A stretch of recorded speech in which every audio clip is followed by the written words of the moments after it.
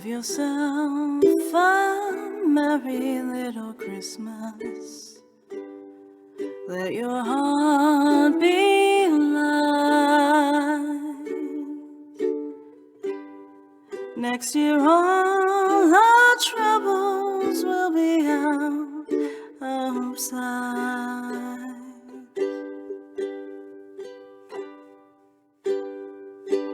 Have yourself a merry little Christmas. Make the Yuletide gay.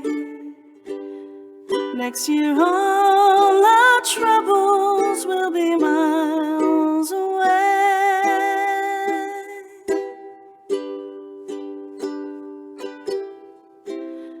Once again, as in olden days, happy golden days of yore.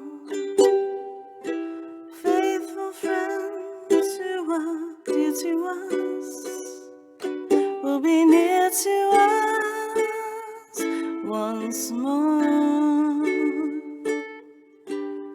Someday soon we all will be together, if the fates allow. Until then we'll have to muddle through somehow.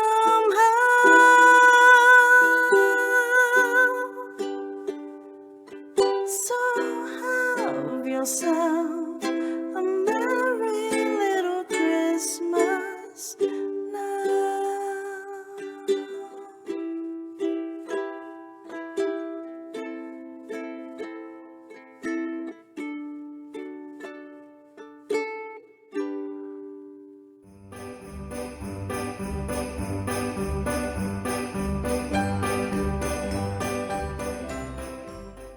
Listen to the mustn'ts, child. Listen to the don'ts. Listen to the shouldn'ts, the impossibles, the won'ts. Listen to the never-haves. Then listen close to me. Anything can happen, child. Anything can be. Shel, Silverstein. The holiest of all holidays are those kept by ourselves in silence and apart. The secret anniversaries of the heart when the full river of feeling overflows. The happy days, unclouded to their close. The sudden joys that out of darkness start as flames from ashes. Swift desires that dart like swallows, singing down each wind that blows. White as the gleam of a receding sail. White as a cloud that floats and fades in air. White as the whitest lily on a stream these tender memories are. A fairy tale of some enchanted land we know not where, but lovely as a landscape in a dream.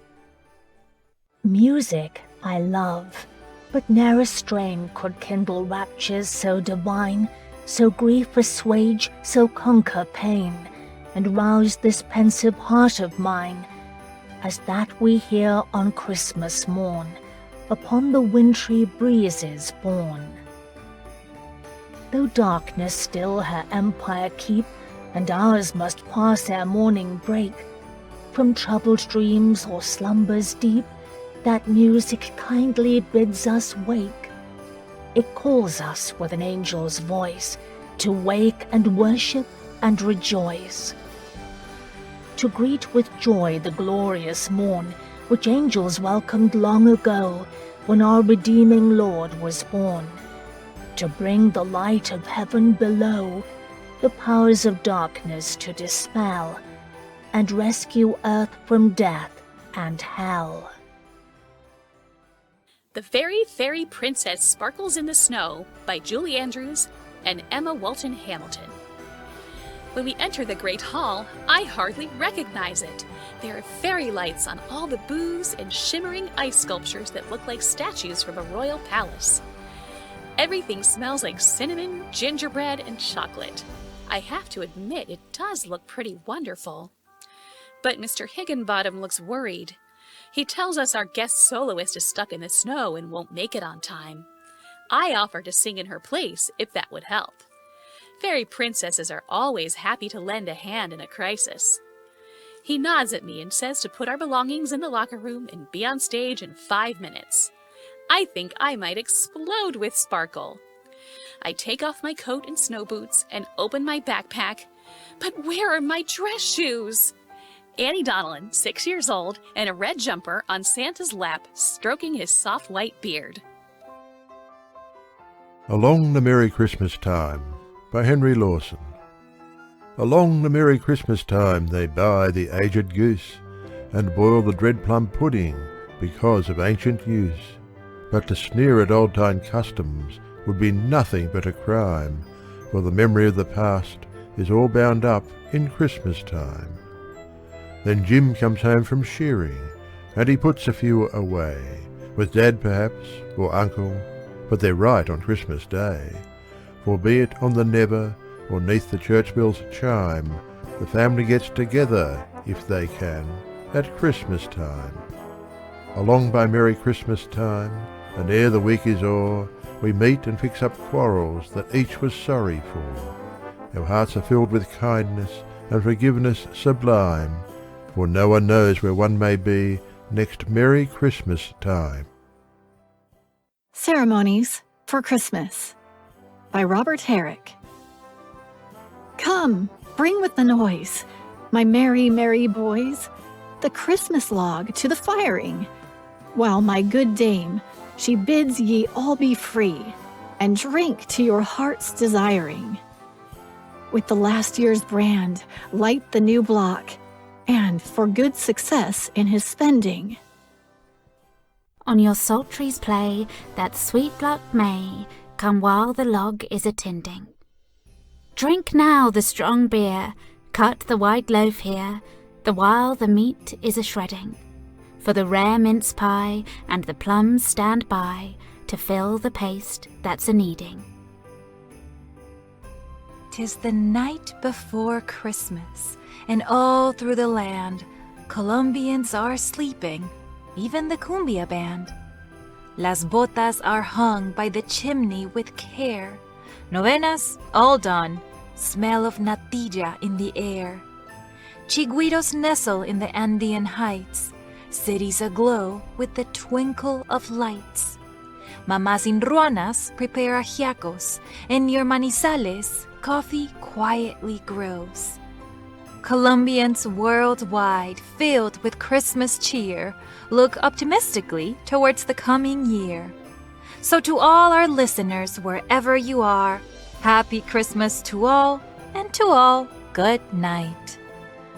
When Giving is All We Have by Alberto Rios. We give because someone gave to us. We give because nobody gave to us. We give because giving has changed us. We give because giving could have changed us. We have been better for it. We have been wounded by it. Giving has many faces. It is loud and quiet, big, though small, diamond in wood nails. Its story is old, the plot worn and the pages too, but we read this book, anyway, over and again. Giving is first and every time, hand to hand, mine to yours, yours to mine. You gave me blue and I gave you yellow. Together we are simple green. You gave me what you did not have, and I gave you what I had to give. Together we made something greater from the difference. Whose woods these are, I think I know. His house is in the village, though. He will not see me stopping here to watch his woods fill up with snow. My little horse must think it queer to stop without a farmhouse near, between the woods and frozen lake, the darkest evening of the year. He gives his harness bells a shake to ask if there is some mistake. The only other sound's the sweep of easy wind and downy flake. The woods are lovely, dark and deep, but I have promises to keep, and miles to go before I sleep, and miles to go before I sleep. Stopping by Woods on a Snowy Evening by Robert Frost, 1922. Gather round, my family, one more time for me. Celebrate the season as you light the Christmas tree. The branches need the tinsel, the tree still needs a star, and stockings need their rightful place for family near and far. It's more than just a gesture or motions you go through. It's all part of this special time that we show in what we do. So set the family china, put the star upon the tree, and know that special twinkle reflects your love for me. Winter Branches by Margaret Whittemere. When winter time grows weary, I lift my eyes on high and see the black trees standing, stripped clear against the sky. They stand there very silent, with the cold, flushed sky behind. The little twigs flare beautifully and restful and kind. Clear-cut and certain they rise with summer past. For all that trees can ever learn, they know now at last. Slim and black and wonderful, with all unrest gone by, the stripped tree boughs comfort me, drawn clear against the sky.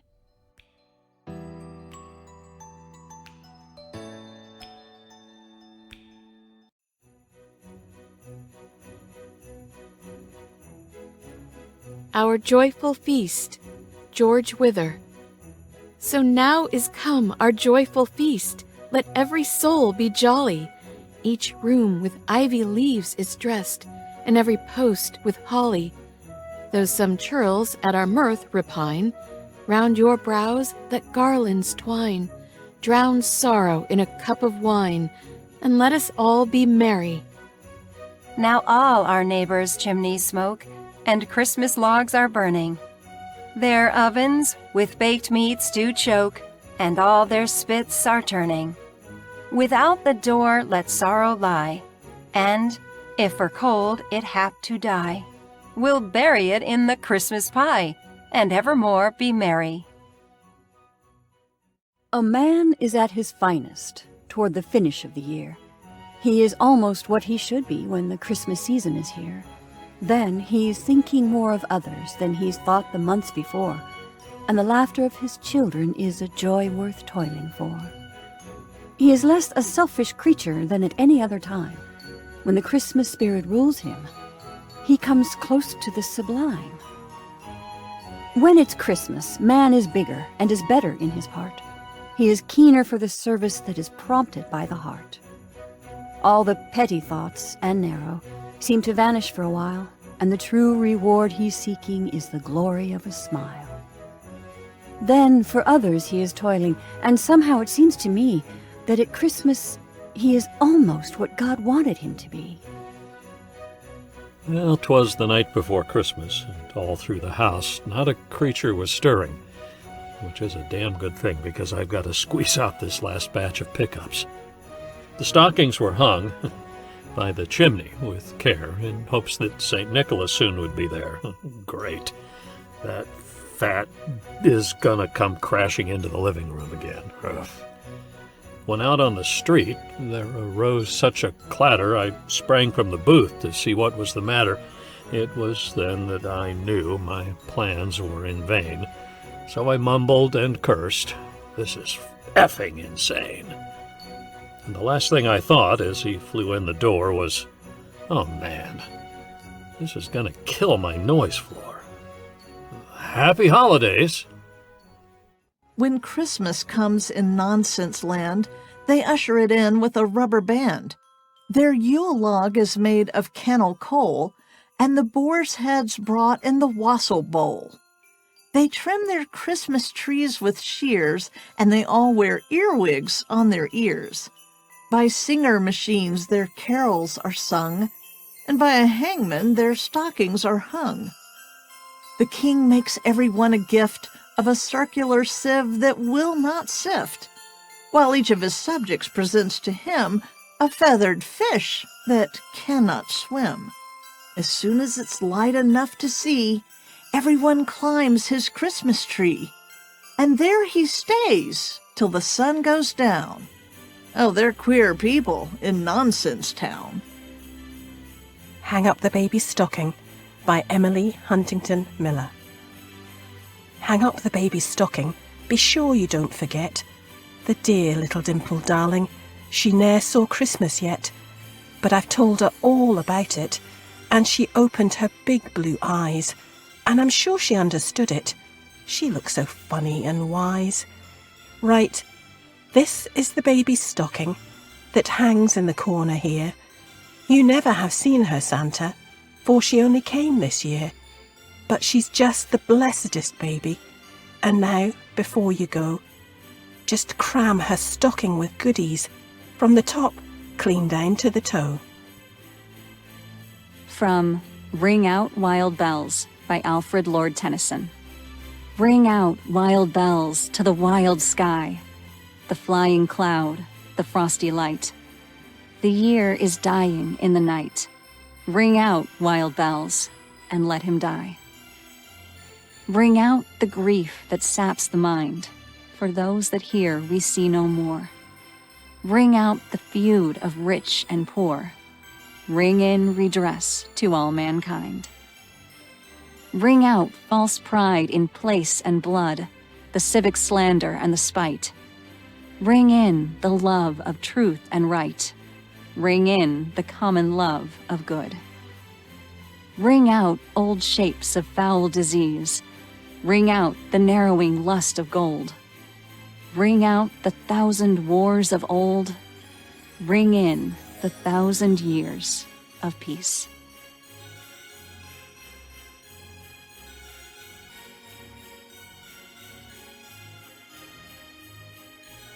Signs of Christmas by Edwin Lees.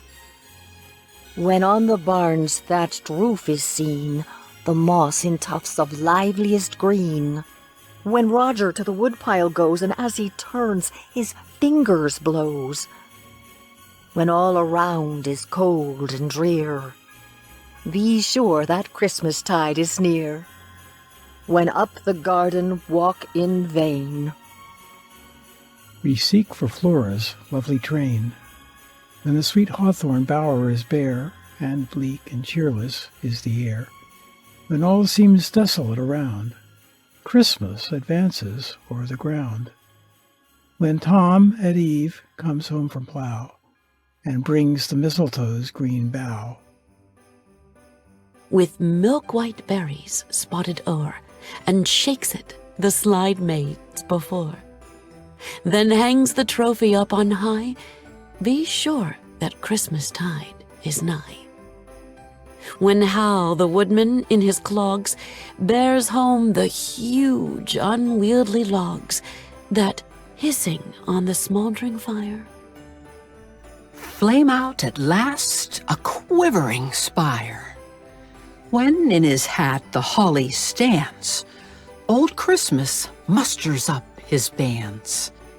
When clustered round the fire at night, old William talks of ghost and sprite. And as a distant outhouse gate slams by the wind, they fearful wait. Then Christmas pauses at the door. When Dick comes shivering from the yard and says the pond is frozen hard, while from his hat, all white with snow, the moisture trickling drops below, while carols sound the night to cheer, then Christmas and his train are here. The Leader by Roger McGough. I want to be the leader. I want to be the leader. Can I be the leader? Can I? I can. Promise? Promise? Yippee! I'm the leader! I'm the leader! Okay, what shall we do? He stared down at Whoville.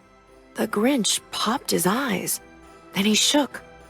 What he saw was a shocking surprise.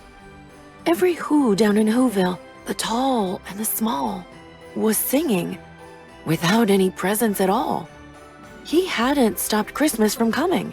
It came, somehow or other. It came just the same. And the Grinch, with his Grinch feet ice cold in the snow, stood puzzling and puzzling. How could it be so? It came without ribbons. It came without tags. It came without packages, boxes, or bags. And he puzzled 3 hours till his puzzler was sore. Then the Grinch thought of something he hadn't before. What if Christmas, he thought, doesn't come from a store? What if Christmas, perhaps, means a little bit more? Hope by Emily Dickinson.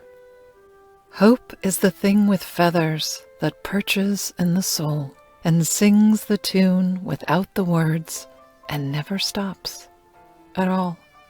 And sweetest in the gale is heard, and sore must be the storm that could abash the little bird that kept so many warm. I've heard it in the chillest land and on the strangest sea, yet never in extremity it asked a crumb of me. Earth grown old, yet still so green, deep beneath her crust of cold nurses fire unfelt, unseen. Earth grown old. We who live are quickly told, millions more lie hid between inner swathings of her fold. When will fire break up her screen? When will life burst through her mold? Earth, earth, earth, thy cold is keen. Earth grown old. Late lies the wintry sun abed, a frosty, fiery sleepyhead. Blinks but an hour or two, and then a blood-red orange sets again. Before the stars have left the skies, at morning in the dark I rise, and shivering in my nakedness, by the cold candle bathe and dress. Close by the jolly fire I sit, to warm my frozen bones a bit, or with a reindeer sled explore the colder countries round the door. When to go out, my nurse doth wrap me in my comforter and cap. The cold wind burns my face and blows its frosty pepper up my nose. Black are my steps on silver sod, thick blows my frosty breath abroad, and tree and house and hill and lake are frosted like a wedding cake.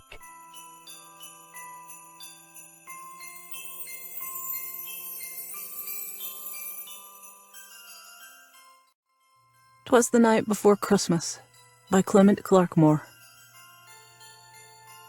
'Twas the night before Christmas, when all through the house not a creature was stirring, not even a mouse. The stockings were hung by the chimney with care, in hopes that St. Nicholas soon would be there.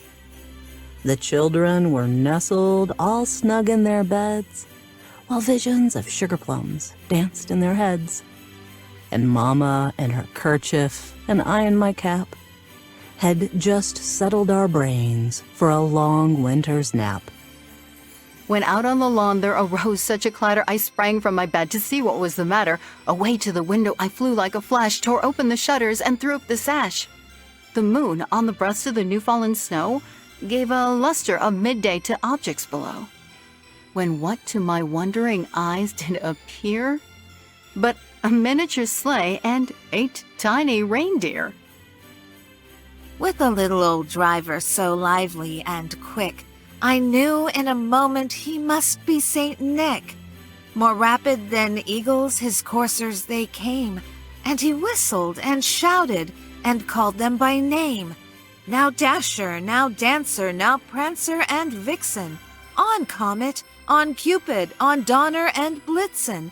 To the top of the porch, to the top of the wall. Now dash away, dash away, dash away all. As leaves that before the wild hurricane fly, when they meet with an obstacle mount to the sky. So up to the housetop the coursers they flew, with a sleigh full of toys and St. Nicholas, too. And then, in a twinkling, I heard on the roof the prancing and pawing of each little hoof. As I drew in my head and was turning around, down the chimney St. Nicholas came with a bound. He was dressed all in fur from his head to his foot, and his clothes were all tarnished with ashes and soot. A bundle of toys he had flung on his back, and he looked like a peddler just opening his pack. His eyes, how they twinkled, his dimples, how merry. His cheeks were like roses, his nose like a cherry. His droll little mouth was drawn up like a bow, and the beard on his chin was as white as the snow. The stump of a pipe he held tight in his teeth, and the smoke, it encircled his head like a wreath. He had a broad face and a little round belly that shook when he laughed like a bowl full of jelly. He was chubby and plump, a right jolly old elf, and I laughed when I saw him, in spite of myself. A wink of his eye and a twist of his head soon gave me to know I had nothing to dread. He spoke not a word and went straight to his work, and filled all the stockings, then turned with a jerk, and laying his finger aside of his nose, and giving a nod, up the chimney he rose. He sprang to his sleigh, to his team gave a whistle, and away they all flew like the down of a thistle. But I heard him exclaim, ere he drove out of sight, "Happy Christmas to all, and to all a good night." Have yourself a merry little Christmas. Let your heart be light.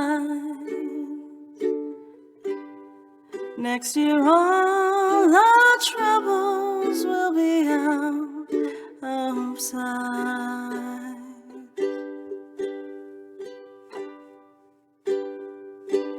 Have yourself a merry little Christmas.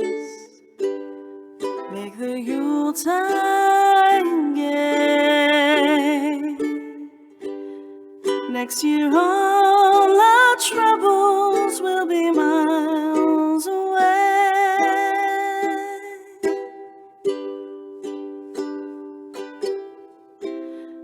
Once again, as in olden days, happy golden days of yore.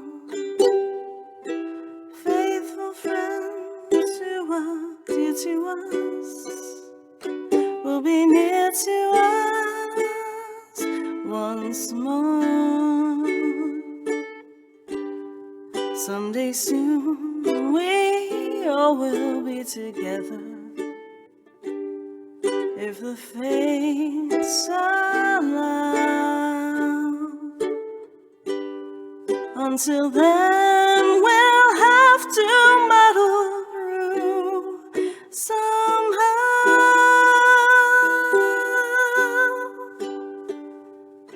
So have yourself